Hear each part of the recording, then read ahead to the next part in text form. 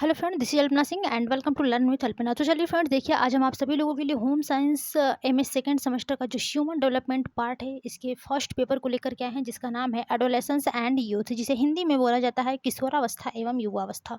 तो देखिए हम फर्स्ट यानी कि सेकंड सेमेस्टर वाले जो स्टूडेंट हैं, उन लोगों की इस बार तैयारी मैं करा नहीं पाई हूँ, ठीक है, बट उनके लिए बहुत बहुत सॉरी।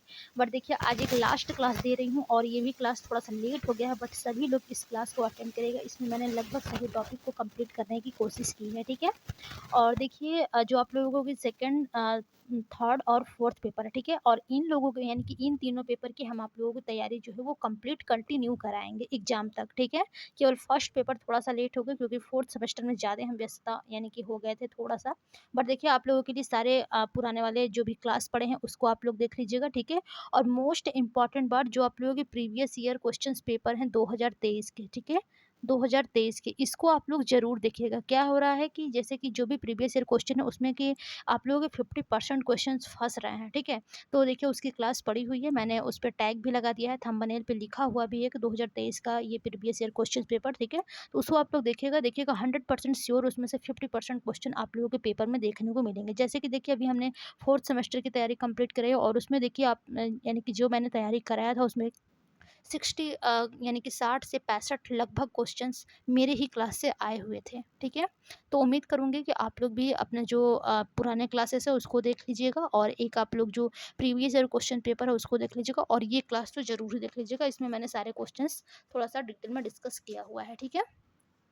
तो चलिए सबसे पहले फ्रेंड्स, जो लोग अभी तक चैनल को लाइक एंड सब्सक्राइब नहीं किए हैं वे लोग कर लीजिए। चैनल है आपका लर्न विथ अल्पना और अपने सभी दोस्तों को आप सभी लोग अपने व्हाट्सएप, फेसबुक और इंस्टा टेलीग्राम के जरिए शेयर करिए ताकि सभी लोगों को हेल्प मिल सके। जैसा कि आप सभी लोग जानते हैं, एमए सेकंड सेमेस्टर की कहीं भी आप लोगों की परफेक्ट तैयारी नहीं कराई गई है, बट आपका ये चैनल लर्न विथ अल्पना आप लोगों के लिए 100% सफलता दिलाएगी। बेशक ये क्लास आप लोगों की नहीं हो पाई है फर्स्ट पेपर की, ठीक है, बट फिर भी पुराने जितने भी क्लास थे यदि आप लोगों ने पढ़ लिए होंगे, ठीक है, तो आप लोगों के जो एग्ज़ाम में नंबर है वो काफ़ी अच्छे आ जाएँगे, ठीक है। इसी सब क्लास को पढ़ कर के पिछली बार जितने भी स्टूडेंट्स थी हमारे, सारे लोग अच्छे नंबर्स लाए थे, ठीक है। तो इस बार भी यदि आप लोग पढ़ लेते हैं और previous year question paper solve कर लेते हैं तो आप लोगों के भी अच्छे नंबर जो है वो आ जाएँगे, ठीक है। तो चलिए सबसे पहले हम लोग सबसे ईज़ी क्वेश्चन से स्टार्ट करेंगे, ठीक है। क्वेश्चन है आपका कि किशोरावस्था की आयु है, यानी कि किशोरावस्था की जो आयु है वो कितनी होती है? 12 से लेकर के 18 वर्ष या फिर 13 से 19 वर्ष या फिर 13 से 18 वर्ष या 11 से लेकर के 17 वर्ष की आयु होती है। तो देखिए जो किशोरावस्था की आयु होती है वो आपकी 13 से लेकर के 19 वर्ष तक मानी जाती है, ठीक है, 13 से लेकर 19 वर्ष तक। तो यहाँ पर आपका जो सेकंड ऑप्शन होगा वो बिल्कुल करेक्ट हो जाएगा। किशोरावस्था की आयु 13 से लेकर के 19 वर्ष तक होती है। अगला क्वेश्चन है आपका, क्वेश्चन है समस्यात्मक आयु कहा जाता है,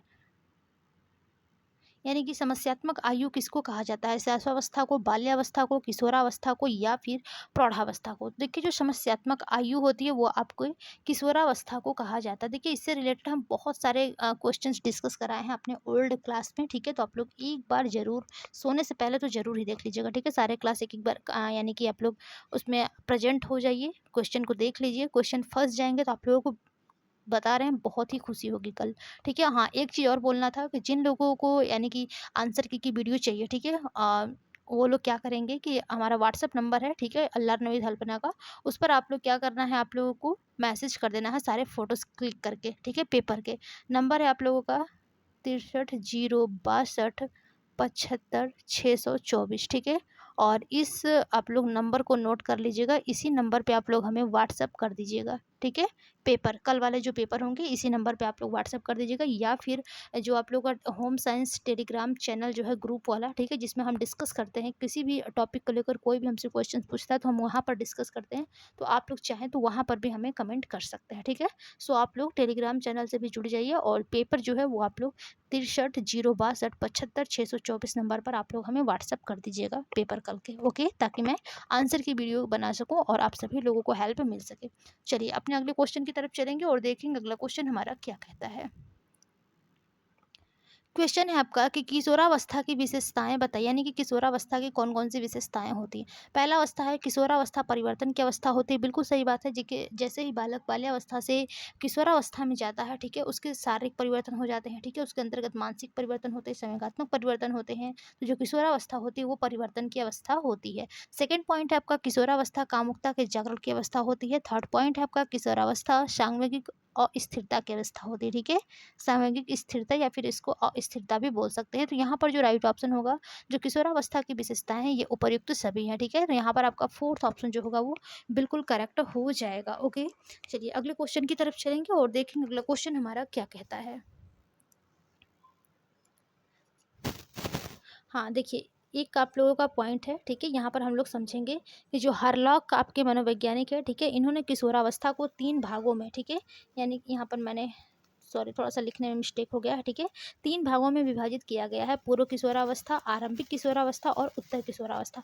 आप लोगों से देखिए इससे 3 क्वेश्चंस बन सकते हैं, ठीक है, कि पूर्व किशोरावस्था की आयु कितनी होती है, जो कि 10 से लेकर के 12 वर्ष होती है, आरंभिक किशोरावस्था की आयु कितनी होती है, 13 से लेकर के 16 वर्ष होती है और उत्तर किशोरावस्था की आयु कितनी होती है, जो आपकी 17 से लेकर के 21 वर्ष होती है। देखिए इससे 3 क्वेश्चंस आपसे रिलेटेड बन सकते हैं और देखिए 100% श्योर इस टॉपिक से, ठीक है, आप लोगों के 2-4 क्वेश्चन देखने को मिलेंगे। ओके, तो यहाँ पर देखिए जो हरलाख हैं इन्होंने किशोरावस्था को 3 भागों में विभाजित किया है, पूर्व किशोरावस्था, आरंभिक किशोरावस्था और उत्तर किशोरावस्था, ठीक है। पूर्व किशोरावस्था की आयु जो होती है वो 10 से 12 वर्ष होती है, आरंभिक किशोरावस्था की जो आयु होती है वो 13 से 16 वर्ष होती है और उत्तर किशोरावस्था की जो आयु होती है वो 17 से लेकर के 21 वर्ष तक चलती है, ठीक है।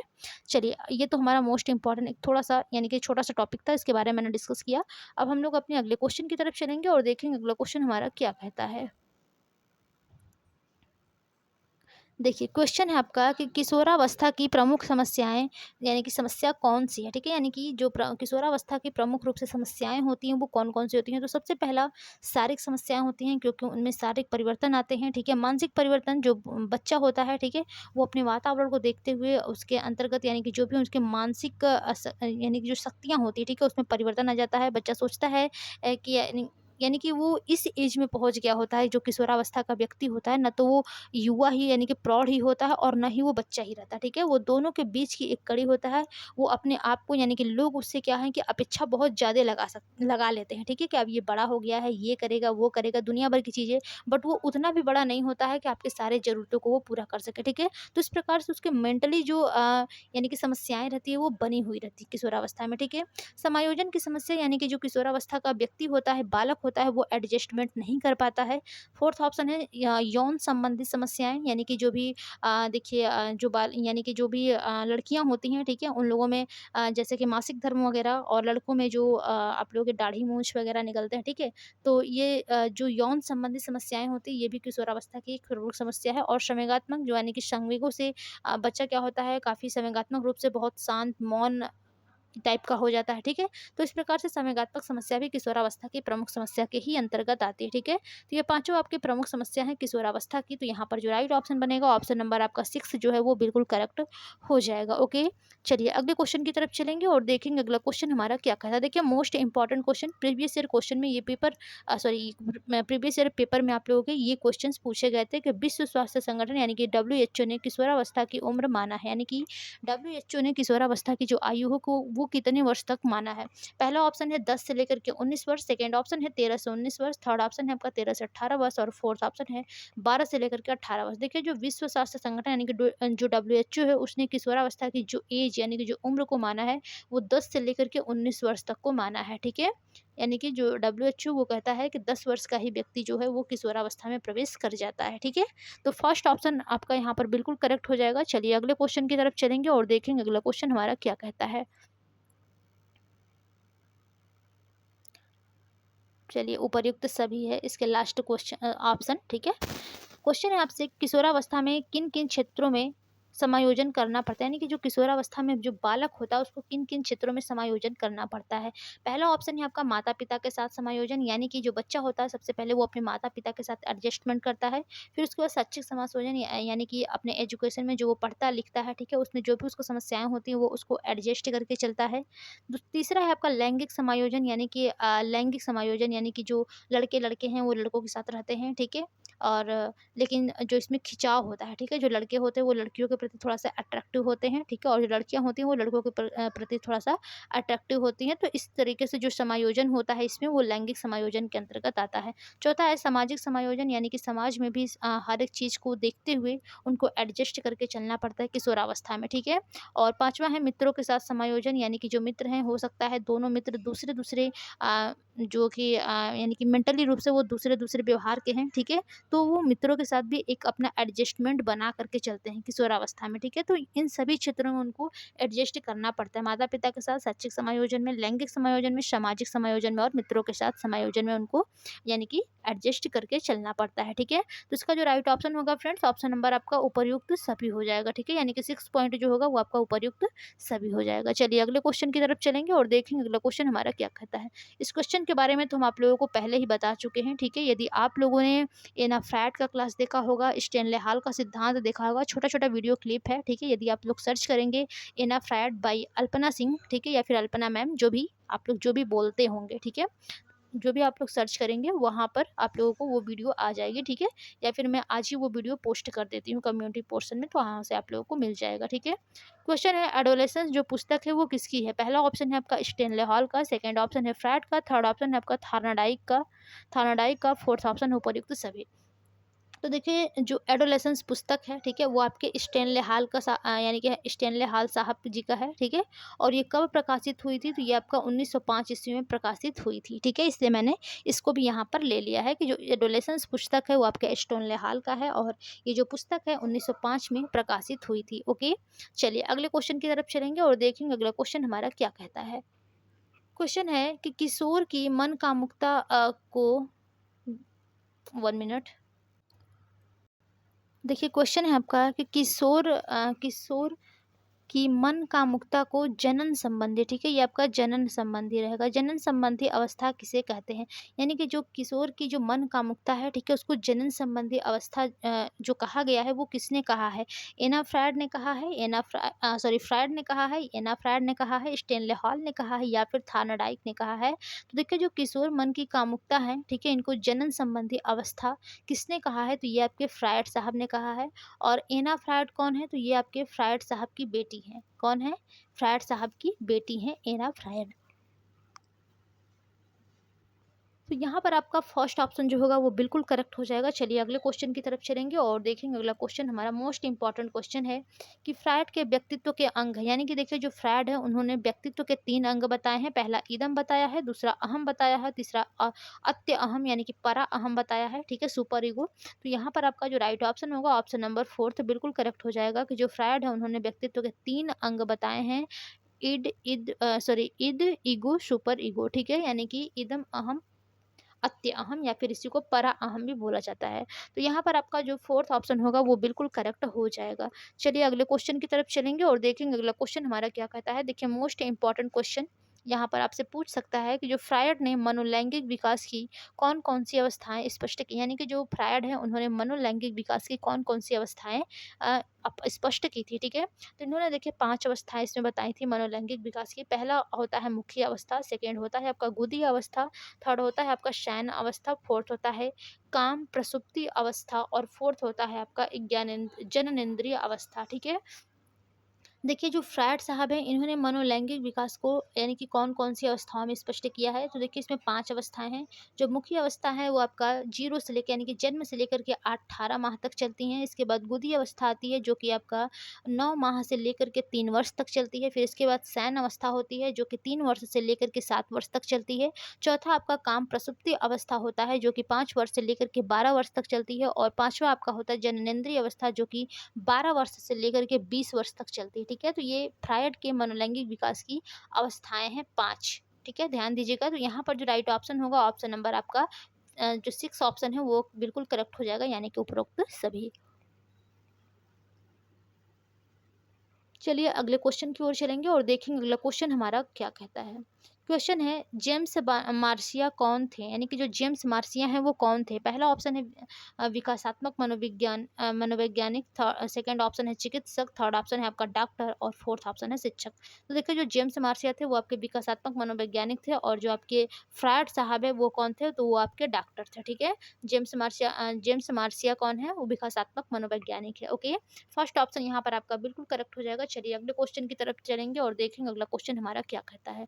देखिए मोस्ट इंपॉर्टेंट क्वेश्चन है ये आप लोगों का, मेरी डीथ के कितने चक्र होते हैं। ठीक है, पिछली बार एग्जाम में आया था और उसमें लिखा था मेरी डीथ के कितने चक्कर होते हैं। ठीक है, और काफ़ी लोगों ने ये गलत कर दिया था, बट आप लोगों की ये बुक में बहुत ही अच्छे तरीके से दिया गया है। मेरी डीथ के कितने चक्र होते हैं, 2, 3, 4 या फिर 5। ठीक है, तो देखिए जो मेरी डीथ के चक्र होते हैं फ्रेंड्स, वो आपके 4 चक्र होते हैं। ठीक है, कौन कौन, इसके बारे में थोड़ा सा भी हम टॉपिक पर डिस्कस करेंगे। ठीक है, तो ध्यान दीजिएगा मेरिडिथ के कितने चक्र होते हैं, 4 चक्र होते हैं। ठीक है, अब यहाँ पर देखिए आपसे जो बताया गया है। ठीक है, देखिए जो मेरिडीथ हैं इन्होंने हजारों व्यक्तियों के हजारों व्यक्तियों के विकास क्रम का अध्ययन कर विकास में 4 चक्र बताए, यानी कि इन्होंने हजारों व्यक्तियों के विकास क्रम का अध्ययन किया। ठीक है, और विकास में ये 4 क्रम बताए हैं। पहला इन्होंने बताया है कि जीवन के पहले 2 वर्ष में जो विकास होता है काफ़ी तेज़ी से होता है। दूसरा ऑप्शन में इन्होंने यानी कि दूसरा पॉइंट बताया है कि 11वें वर्ष तक जो विकास होता है वो विकास की गति जो होती है वो धीमी हो जाती है। और तीसरा पॉइंट उन्होंने बताया है कि 11 से लेकर के 15वें वर्ष तक जो विकास की गति होती है फिर उसमें तेज़ी आ जाती है। फिर उसके बाद 16 से लेकर के 18 वर्ष जो विकास होता है, ठीक है, उसमें जो गति होती है वो यानी कि धीमी हो जाती है। ठीक है, देखिए मेरिडीथ के 4 चक्र होते हैं और यही चारों चक्र आप लोग यदि चाहें तो इसको स्क्रीनशॉट भी आप लोग ले सकते हैं मेरिडीथ के। ठीक है, मेरिडीथ के 4 चक्र के बारे में आप लोगों को यदि स्क्रीनशॉट लेना है तो भी लिख सकते हैं, मोस्ट इंपॉर्टेंट ये टॉपिक है। ओके, चलिए अगले क्वेश्चन की तरफ चलेंगे और देखेंगे अगला क्वेश्चन हमारा क्या कहता है। ये भी आपके देखिए मोस्ट इंपॉर्टेंट क्वेश्चन, देखिए बहुत ज़्यादा हम एक्सप्लेन करके नहीं बताएंगे, सर में थोड़ी सी दर्द बने हुए हैं। ठीक है, क्वेश्चन है कि किशोरावस्था में शारीरिक विकास को प्रभावित करने वाले कारक कौन कौन से, यानी कि किशोरावस्था में शारीरिक विकास को प्रभावित करने वाले कारक कौन कौन से हैं। पहला ऑप्शन है आपका वंशानुक्रम, सेकेंड ऑप्शन है आपका भौतिक वातावरण, थर्ड ऑप्शन है आपका आहार, फोर्थ ऑप्शन है रोग, फिफ्थ आंसर है आपका अंतःस्रावी ग्रंथियाँ, सिक्स ऑप्शन है आपका छठवां बुद्धि, और सातवां ऑप्शन है आपका सेवेंथ विटामिन, और लास्ट के फोर्थ ऑप्शन है उपर्युक्त सभी। ठीक है, तो देखिए जो शारीरिक विकास को प्रभावित करने वाले कारक है ये सभी कारक हैं। ठीक है, वंशानुक्रम, भौतिक वातावरण, आहार, रोग, अंतःस्रावी ग्रंथियां, बुद्धि और विटामिन। ठीक है, ये सभी आपके शारीरिक विकास को प्रभावित करती हैं, किसके, किशोरावस्था के। ठीक है, तो यहाँ पर आपका जो लास्ट के ऑप्शन है उपर्युक्त सही, वही आपका बिल्कुल करेक्ट हो जाएगा। ओके, चलिए अगले क्वेश्चन की तरफ चलेंगे और देखेंगे अगला क्वेश्चन हमारा क्या कहता है।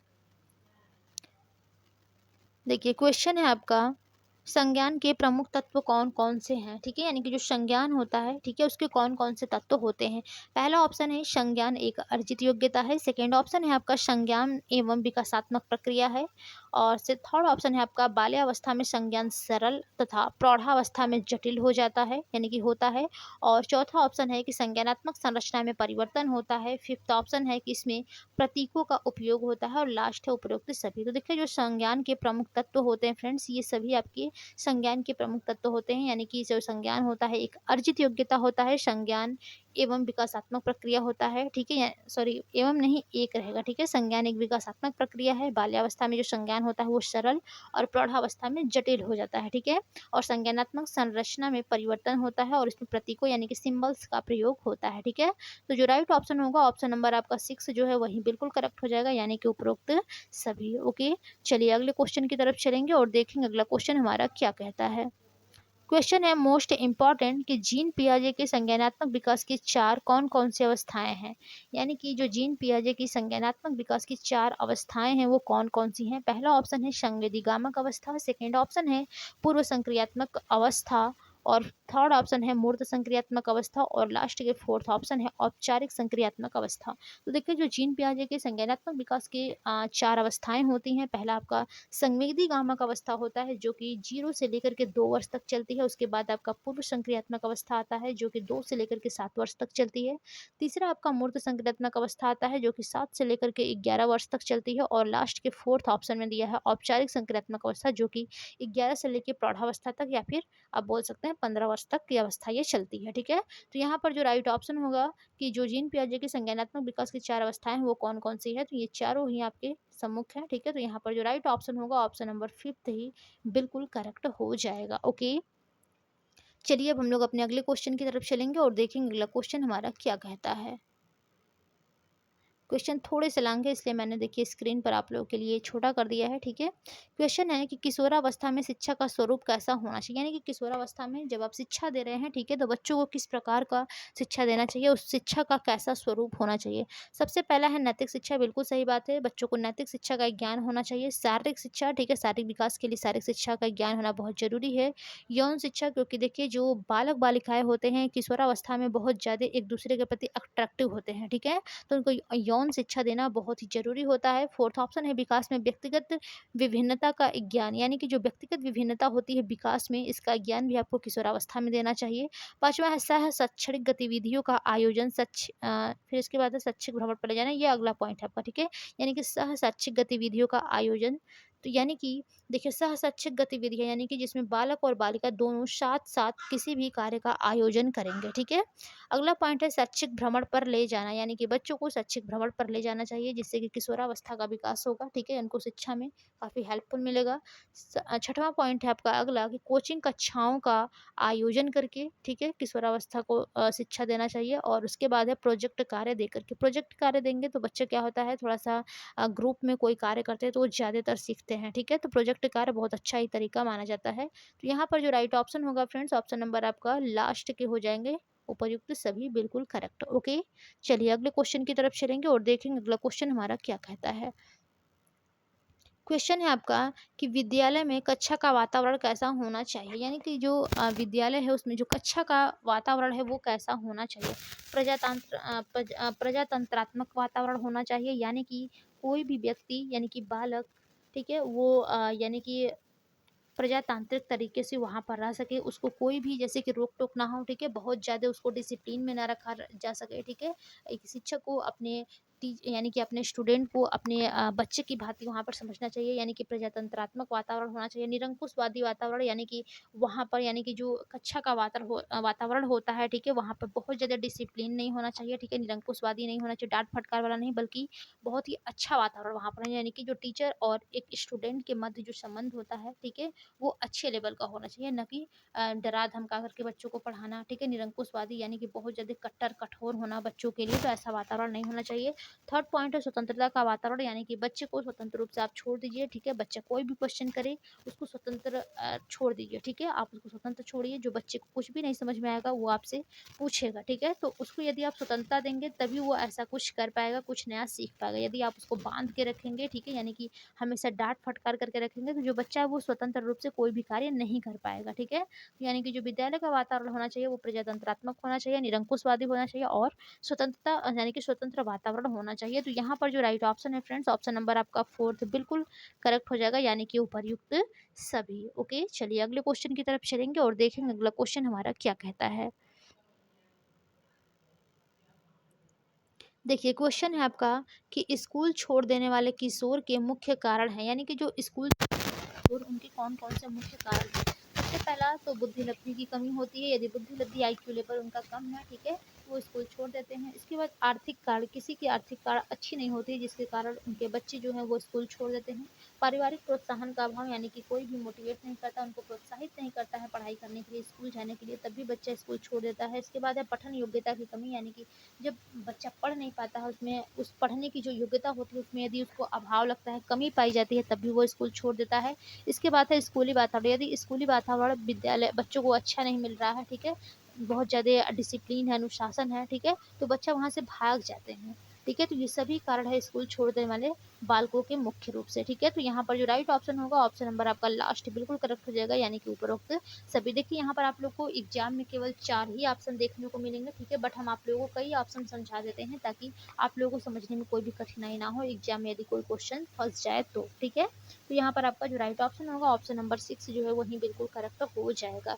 अगला क्वेश्चन है आपका, विस्तृत परिवारों के टूटने के मुख्य कारण कौन से, यानी कि जो विस्तृत परिवार के विस्तृत परिवार के टूटने के मुख्य कारण कौन कौन से। ये देखिए परिवार संबंधित आपका एक चैप्टर है, उसी से रिलेटेड मैंने क्वेश्चंस लिया है फर्स्ट पेपर में। ठीक है।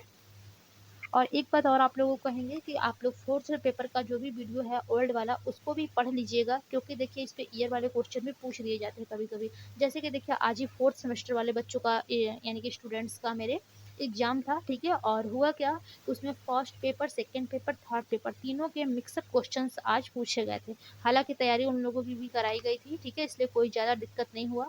लगभग सभी के 60, 62, 58, 50, 48 इस तरीके से नंबर सबके आ रहे हैं। ठीक है। फर्स्ट पेपर में तो आप लोग भी कोशिश करिए कि जितने भी पुराने क्लास दिए गए हैं आप लोग पढ़ लीजिए। देखिए हम आप लोगों की तैयारी इससे नहीं करवा पाए क्योंकि देखिए फोर्थ सेमेस्टर स्टूडेंट के लिए एक भी क्लास नहीं था। ठीक है। आप लोगों के लिए तो ओल्ड क्लास पड़े हुए हैं। ठीक है। बट उन लोगों का भी तैयारी हम कंप्लीट लगभग करा दिए हैं। पीडीएफ उन लोगों के लिए प्रोवाइड करा दिए हैं। आप लोगों के लिए पीडीएफ तो इस बार प्रोवाइड नहीं करा पाएंगे। ठीक है। क्योंकि तैयार नहीं है अभी तक और सर भी खाली नहीं है कि हो पाए। ठीक है। तो फोर्थ सेमेस्टर का ही मैंने किया है और कुछ हेल्प लिया है सर का, कंप्यूटर ऑपरेटर सर का, तो हो गया है। बट सेकेंड सेमेस्टर का हम आप लोगों को कल से डेली ही क्लास देंगे। कल नहीं देंगे, कल आप लोगों को आंसर की वीडियो देंगे। इसके बाद आप लोगों का जो सेकेंड पेपर का जो क्लास होगा उसको हम डेली परसों से स्टार्ट करते हैं। ठीक है। यहाँ पर जो क्वेश्चन पूछा गया है परिवारों के टूटने का, यानी कि जो विस्तृत परिवार है, ज्वाइंट फैमिली जो पहले होते थे, उनके टूटने का प्रमुख कारण क्या क्या है। पहला ऑप्शन है औद्योगिकरण, सेकेंड ऑप्शन है आपका जीवन का भौतिक स्तर, थर्ड ऑप्शन है जनसंख्या में वृद्धि, फोर्थ ऑप्शन है जनसंख्या की गतिशीलता में वृद्धि और सिक्स ऑप्शन है आपका फिफ्थ ऑप्शन यहाँ पर होगा स्त्री शिक्षा तथा स्त्रियों को आर्थिक स्वतंत्रता और लास्ट के जो ऑप्शन होंगे उपरोक्त सभी। तो देखिए जो विस्तृत परिवारों के टूटने के कारण है ये उपरोक्त सभी, क्योंकि औद्योगिकरण के कारण लोग क्या कर रहे हैं, गाँव में रहना पसंद नहीं कर रहे हैं, वो शहर में चले जा रहे हैं। ठीक है। जो उनका भौतिक जीवन स्तर है, ठीक है, जीवन स्तर उनका अच्छा हो रहा है, ऊंचा उठ रहा है, वो यानी कि विस्तृत परिवार में दब करके, किसी के नीचे झुक करके, किसी के सामने हाथ फैला करके नहीं रहना चाहते हैं। जनसंख्या में वृद्धि हो रहा है जिसके वजह से लोग दूर दूर रहना चाहते हैं। ठीक है। कलह और क्लेश से दूर रहना चाहिए। जनसंख्या की गतिशीलता में वृद्धि, यानी कि जो भी जनसंख्या है वो गतिशील होती जा रही है। ठीक है। लचीलापन देखने को मिल रहा है, इसलिए वो लोग टूट रहे हैं, अलग रह रहे हैं। स्त्री शिक्षा, यानी कि देखिए जब भी स्त्री शिक्षा ग्रहण कर लेती है, ठीक है, और वो आर्थिक रूप से स्वतंत्र हो जाती है, ठीक है, तो वो ज्वाइंट फैमिली में रहना नहीं चाहती। वो चाहती है कि उसका एक यानी कि एकल परिवार हो। ठीक है। सिंगल फैमिली, उसमें अपना वो कार्य करे और सुखी रहे। ठीक है। तो ये सभी कारण है आपके विस्तृत परिवार के टूटने के। तो यहाँ पर फिफ्थ ऑप्शन जो है वो बिल्कुल करेक्ट हो जाएगा। अगला क्वेश्चन है आपका, विवाह की प्रमुख विशेषताएं बताइए, यानी कि जो विवाह की प्रमुख विशेषताएं वो क्या है। तो सबसे पहले आप लोग जानिएगा विवाह एक सामाजिक संस्था। यदि आपको क्वेश्चन में कुछ और आता है सबसे पहले आप लोग सामाजिक संस्था पे टिक लगाइएगा। ठीक है। और देखिए जो विवाह है एक प्रकार का यह एक आर्थिक संस्था भी है और इससे सामाजिक स्थिति का निर्माण होता है। ठीक है। तो जो राइट ऑप्शन होगा ऑप्शन नंबर आपका फोर्थ बिल्कुल करेक्ट हो जाएगा, उपर्युक्त सभी। ओके। चलिए अगले क्वेश्चन की तरफ चलेंगे और देखते हैं अगला क्वेश्चन हमारा क्या कहता है। क्वेश्चन है कि विवाह के उद्देश्य हैं, यानी कि विवाह के कौन कौन से उद्देश्य होते हैं। पहला ऑप्शन है यौन इच्छाओं की पूर्ति, सेकंड ऑप्शन है परिवार का निर्माण, थर्ड ऑप्शन है आपका आर्थिक सहयोग की स्थापना और फोर्थ ऑप्शन है धार्मिक उद्देश्य और फिफ्थ ऑप्शन है आपका उपर्युक्त सभी। तो देखिए जो विवाह के उद्देश्य होते हैं आपकी यौन इच्छाओं की पूर्ति, परिवार का निर्माण, आर्थिक सहयोग की स्थापना और धार्मिक उद्देश्य, ये सभी आपके विवाह के उद्देश्य के अंतर्गत आते हैं, यानी कि विवाह के यही सब उद्देश्य होते हैं। ठीक है। तो जो राइट ऑप्शन होगा ऑप्शन नंबर आपका फिफ्थ बिल्कुल करेक्ट हो जाएगा, यानी कि उपरोक्त सभी। अब हम लोग अपने अगले क्वेश्चन की तरफ चलेंगे और देखेंगे अगले क्वेश्चन हमारा क्या कहता है। क्वेश्चन है, हिंदू धर्म के मतानुसार व्यक्ति के संपूर्ण जीवन कितने आश्रमों में विभाजित है। वो आपके 4 आश्रम में विभाजित है। ठीक है। किस किस आश्रम में विभाजित है, ब्रह्मचर्य आश्रम, गृहस्थ आश्रम, संन्यास आश्रम, वनप्रस्थ आश्रम और उपर्युक्त सभी। ठीक है। तो देखिए जो हिंदू धर्म के अनुसार, यानी कि हिंदू धर्म के मतानुसार जो व्यक्ति का संपूर्ण जीवन है उसको 4 आश्रम में बांटा गया है। यानी कि देखिए जो ब्रह्मचर्य ऑप्शन होता है सॉरी आश्रम होता है वो एक यानी कि प्रथम वर्ष से लेकर के 25 वर्ष तक चलता है, जिसमें व्यक्ति जो होता है वो ब्रह्मचर्य का पालन करता है। ठीक है, गृहस्थ में 25 से लेकर के 50 तक उसका चलता है जीवन। ठीक है, 25 वर्ष के एज से लेकर के 50 वर्ष तक चलता है, जिसमें व्यक्ति विवाह करता है, अपना घर बसाता है। ठीक है, बच्चे वगैरह करता है। ठीक है, तो ये सब गृहस्थ आश्रम में होता है। इसके बाद संन्यास आश्रम यानी कि जो आपका 50 से लेकर के, ठीक है, 50 से लेकर के 75 की एज होती है, उसमें व्यक्ति जो होता है वो सन्यासी बन जाता है।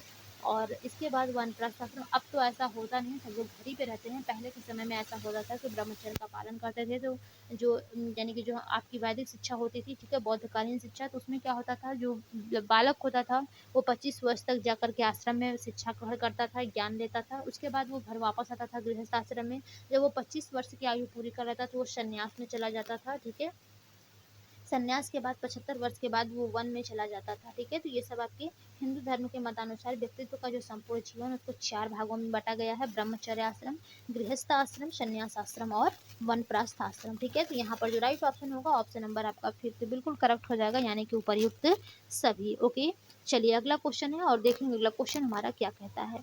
क्वेश्चन है, दहेज प्रथा के क्या कारण है। देखिए ये सब क्वेश्चन आपके सभी फर्स्ट पेपर के हैं। किशोरावस्था युवावस्था नाम है। ठीक है, तो किशोरावस्था से तो क्वेश्चंस पूछे ही पूछे जाएंगे, बट ये सब टॉपिक भी आप लोगों के फर्स्ट पेपर में है, जैसा कि हमने आप लोगों को सिलेबस पे डिस्कस कराया है, तो आप लोगों को तो पता ही होगा। ठीक है, अब आपसे क्वेश्चन पूछा है कि दहेज प्रथा के क्या कारण है। पहला ऑप्शन है सामाजिक प्रतिष्ठा, सेकेंड है आपका पहला था आपका सामाजिक प्रथा, सेकेंड है सामाजिक प्रतिष्ठा, थर्ड है कन्या विवाह की अनिवार्यता, फोर्थ है कुरूप कन्याओं की क्षतिपूर्ति और फिफ्थ ऑप्शन है जाति का अंतर्विवाही नियम और लास्ट है आपका धन का महत्व। ठीक है, धन का महत्व, और इसके बाद एक कुचक्र के रूप में दहेज और उपर्युक्त सभी। ठीक है, तो देखिए ये सभी आपके दहेज प्रथा के कारण है। इसमें मैंने इतने सारे ऑप्शन लिए हैं क्योंकि देखिए इसमें से कोई भी आपको 3 ऑप्शन दे देगा। ठीक है, और उससे पूछेगा चौथे में उपर्युक्त सभी। ठीक है, तो कोई भी 3 ऑप्शन दे, आप लोग घबराइएगा नहीं। ठीक है, यानी कि घबराना नहीं है आप लोगों को। दहेज प्रथा के कौन कौन से कारण होते हैं: सामाजिक प्रतिष्ठा, सामाजिक प्रथा,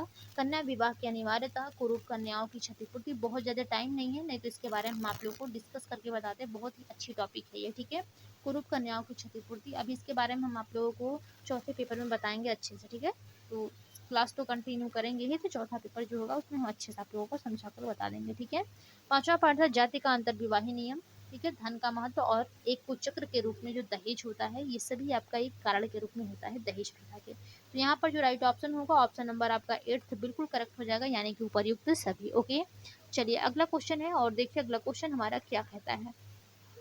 क्वेश्चन है आपका कि दहेज प्रथा की क्या क्या हानियां हैं, यानी कि दहेज प्रथा से कौन कौन सी हानियां हो रही हैं। शिशु हत्या हो रहा है, पारिवारिक संघर्ष बढ़ रहा है, आत्महत्या हो रहा है। ठीक है, ये तीनों ही दहेज प्रथा की हानियां हैं। तो यहाँ पर जो राइट ऑप्शन होगा, ऑप्शन नंबर 4 आपका बिल्कुल करेक्ट हो जाएगा। ओके, अगला क्वेश्चन है आपका, दहेज निरोधक कानून कब पारित हुआ। ये देखिए most important previous year question paper में आप लोगों से पूछे गए थे। दहेज निरोधक कानून कब पारित हुआ? 9 मई 1961 को, 9 मई 1962 को, 10 जून 1962 को, और फोर्थ है 10 मई 1963 को। तो देखिए जो दहेज निरोधक कानून जो पारित हुआ था फ्रेंड्स, वो आपका 9 मई 1961 को पारित किया गया था। ठीक है, तो फर्स्ट ऑप्शन आपका बिल्कुल करेक्ट हो जाएगा। ओके, चलिए अगले क्वेश्चन की तरफ चलेंगे। अगला क्वेश्चन आपका, गोद लेने संबंधी कानून जो है वो कब पारित हुआ था। ये भी आपके देखिए most important previous year question paper में पूछे गए थे। तो जो गोद लेने संबंधी कानून पारित हुआ है वो कब हुआ था? 1955 में, 1956 में, 1957 में या फिर 1958 में। ठीक है, तो देखिए जो गोद लेने संबंधी कानून पारित हुआ है वो आपका सन 1956 में पारित हुआ था। ठीक है, तो जो सेकेंड ऑप्शन होगा वही आपका बिल्कुल करेक्ट हो जाएगा। ओके, अगला क्वेश्चन है आपका कि वैवाहिक परामर्श कब प्रचलित हुआ। ये भी देखिए क्वेश्चन आप लोगों के प्रीवियस ईयर क्वेश्चन पेपर में आए थे। अब यहाँ पर क्वेश्चन पूछा है, सबसे पहले देखिए जो वैवाहिक परामर्श की शुरुआत हुई थी वो आपका 1920 से स्टार्टिंग हुआ था। ठीक है, यदि आपसे पूछता है कि वैवाहिक परामर्श जो है उसकी शुरुआत कब हुई थी, तो 1920 से शुरुआत हुई थी, और प्रचलन में कब आया, तो वो आपका 1940 में आया था। ठीक है, तो यहाँ पर आपका सेकेंड ऑप्शन जो होगा वो बिल्कुल करेक्ट हो जाएगा। ओके, चलिए अगले क्वेश्चन की तरफ चलेंगे। आई होप आप सभी लोगों को क्वेश्चन हमारे समझ में आए होंगे। ठीक है, और अगली क्लास हम आप लोगों की सेकेंड पेपर की कंटिन्यू कराना स्टार्ट कर देंगे। ठीक है, क्वेश्चन है, यदि कोई बालक 14 से 18 वर्ष की आयु में अपराध करता है तो उसे क्या कहा जाएगा? यानी कि कोई बालक 14 वर्ष से लेकर के 18 वर्ष की आयु में है, अगर वो अपराध कर रहा है तो उसे क्या कहा जाएगा? पहला ऑप्शन है आपका बाल अपराध, सेकंड ऑप्शन है किशोर अपराध, थर्ड ऑप्शन है प्रौढ़ अपराध और फोर्थ है आपका कोई नहीं। ठीक है, ये भी क्वेश्चन आप लोगों के प्रीवियस ईयर में पूछा गया था, बस यहाँ पर थोड़ा सा चेंजिंग है। ठीक है, तो यहाँ पर देखिए, कोई बालक जो 14 से लेकर के 18 वर्ष की आयु में है, अपराध करता है तो उसे क्या कहा जाएगा? तो उसे बाल अपराध के अंतर्गत कहा जाता है, यानी कि बाल अपराध कहा जाता है। ठीक है, बाल अपराध के ही अंतर्गत आता है, जो कि 14 वर्ष से लेकर के 18 वर्ष के आयु अपराध करते हैं तो। ठीक है, तो यहाँ पर आपका फर्स्ट ऑप्शन जो होगा वो बिल्कुल करेक्ट हो जाएगा। ओके, चलिए अगले क्वेश्चन की तरफ चलेंगे और देखेंगे अगला क्वेश्चन हमारा क्या कहता है। क्वेश्चन है कि भारत में किशोर न्याय अधिनियम कब पारित हुआ? यानी कि जो भारत है हमारा इंडिया, उसमें किशोर न्याय अधिनियम कब पारित हुआ था? 1981 में, 1983 में या फिर 1986 में, या एक लास्ट में आपका ऑप्शन था 1988 में। तो देखिए, जो भारत में किशोर न्याय अधिनियम पारित हुआ था वो आपका सन 1986 में पारित हुआ था। ठीक है, तो यहाँ पर आपका जो थर्ड ऑप्शन होगा वही बिल्कुल करेक्ट हो जाएगा। ओके फ्रेंड्स, चलिए देखिए, आज की क्लास में हमने इतने ही क्वेश्चंस लिए हैं। ठीक है, और देखिए, ये आपका व्हाट्सअप नंबर है, मैंने आप लोगों को पहले भी बता दिया और फिर से एक बार बता दे रही हूँ कि ये आप लोग का व्हाट्सअप नंबर है। कल का जो पेपर है आप लोग हमें इसी व्हाट्सअप नंबर पर यानी कि फ़ोटो क्लिक करके उसका इमेज हमें सेंड कर दीजिएगा, ताकि मैं आप सभी लोगों का तुरंत आप लोगों का आंसर की का वीडियो बना सकूँ। ठीक है, तो चलिए आज की क्लास में बस इतना ही। जो लोग अभी तक चैनल को लाइक एंड सब्सक्राइब नहीं किए हैं वे लोग कर दीजिए। काफ़ी लोग इस बार देखिए नए जुड़े होंगे चैनल पर। ठीक है, तो आप लोग सब्सक्राइब कर दीजिए, साथ ही साथ बेल आइकन को भी प्रेस कर लीजिए, ताकि हमारी आने वाली वीडियो का जो नोटिफिकेशन है सबसे पहले आप सभी लोगों के पास पहुंच सके। और आज के बाद हम डेली कंटिन्यू आप लोगों की सेकंड, थर्ड और फोर्थ पेपर की तैयारी कराएंगे। ओके, तो चलिए आज की क्लास में बस इतना ही। मिलेंगे अपने अगली क्लास में, तब तक के लिए धन्यवाद, बाय बाय।